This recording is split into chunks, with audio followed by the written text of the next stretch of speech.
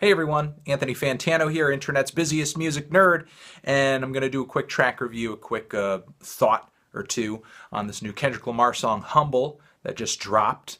Really enjoying it. Kendrick Lamar, Compton rapper, hopefully he doesn't need much of an introduction at this point. He's recently dropped what could potentially be the best rap record of the decade, To Pimp a Butterfly. Shortly after that, he proved even his B-sides are gold with Untitled Unmastered. And just about a week or so ago, he had released that The Heart Part 4 track, clearly a track that was not an album track, more of a promotional track, more of a track to get people hyped up, but something that people were also kind of theorizing over, not just because it was a great song and a good performance, good verses on that track, and an interesting couple of different sounds on that song too. Because it does kind of transition into three different parts, but I digress. Also, some of the lyrics on there were kind of aggressive, kind of confrontational. Seemed like he had a certain someone in mind. Many people theorize Big Sean could completely be the case.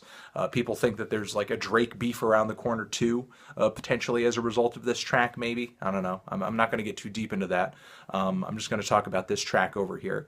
So this song drops, and instantly what hits me is I'm getting the sense that it's like every time Kendrick has dropped a track, a taster track before a major album before.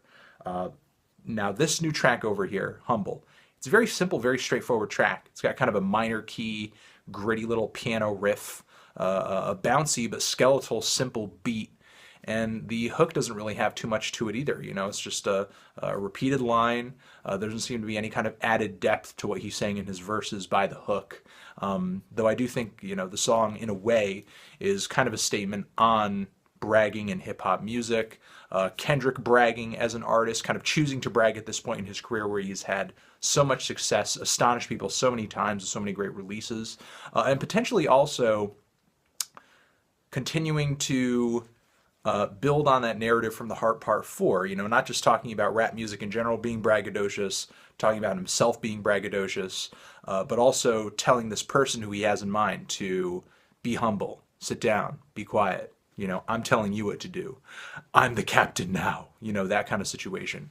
The verses themselves, I've read through them again and again. I've listened to the song over and over, and there doesn't seem to be anything in terms of like super deep, we need to interpret this again and again and again, super crazy subterranean subtext here.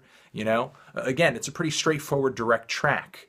Again, to talk about the point I was trying to make earlier with the tracks that Kendrick would release before an album, Backseat Freestyle, people heard that track and thought, oh, he sold out, he's making a dumbed down sellout track that doesn't mean anything. And then you listen to it in the context of the album, and it's like, bam, it means a lot, and it's in the context of the record one of the deeper and more meaningful tracks on the entire album.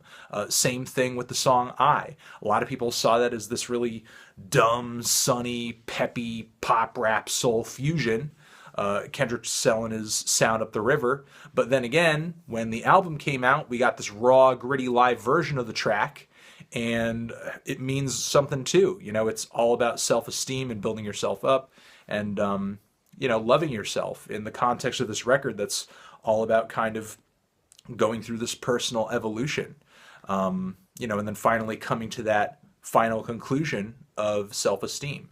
So I don't want to project too much onto this new track over here, because who the hell knows what the fuck it's going to mean in the context of this new record. Could mean nothing whatsoever. This could be Kendrick's pop record. This could be Kendrick's bangers record. A lot of artists often, when they come out with their most conceptual, smartest, deepest record, they go a little straightforward. They go a little direct. And even if Kendrick doesn't do that on this new album, he's certainly done that on this track. Whether or not it adds to the narrative of the record, I don't know, but it seems like he wanted to come through with a track that was direct, it was catchy, it was going to turn heads, it was going to snap people into position and get their attention, and I think it's certainly done that, not only with the song itself being so simple and straightforward and hard-hitting, but the music video is a fucking mindfuck. It's just all over the fucking place, with the the shot with all the flaming heads. It was probably the weirdest thing I had ever seen. And even though it wasn't one of the odder shots. Like it didn't like what was going on wasn't all that strange, but that one cut where he was sort of in the black top or the black turtleneck and turning his head as the camera was kind of zooming around him and he was lip syncing to the vocal track was like really weird. Just the way the camera was kind of moving, it made me kind of woozy, and it was just an odd moment. The one spot in the music video that kind of rubbed me the wrong way was the moment when he was getting shot on that bicycle, getting footage of him shot on that bicycle, and you kind of had like the super fisheye lens effect going on. Flatbush Zombies and Trash Talk did that in a really great music video, and I feel like in Kendrick's video it didn't really add anything to the flavor or the story of the video, I guess you could say. But I digress. You know, I'm just talking about the video at this point. And that's because the track, again, it's pretty straightforward. I mean, he's super braggadocious on the verse. There's a lot of great wordplay, and I think, you know, some good double entendres here and there in the first verse. In the second verse, he gets a little more meaningful in the sense that he's talking about beauty standards, going natural, Photoshop, amongst other things. So it does seem like he's getting a little bit more socially conscious at the moment in the second verse there.